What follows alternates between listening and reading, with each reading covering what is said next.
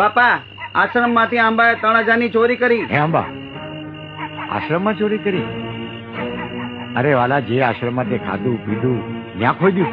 અરે બાપા, અમે તો પોલીસને જાણ કરી દીધી. અંબા બોલ, હું કામ ચોરી કરી?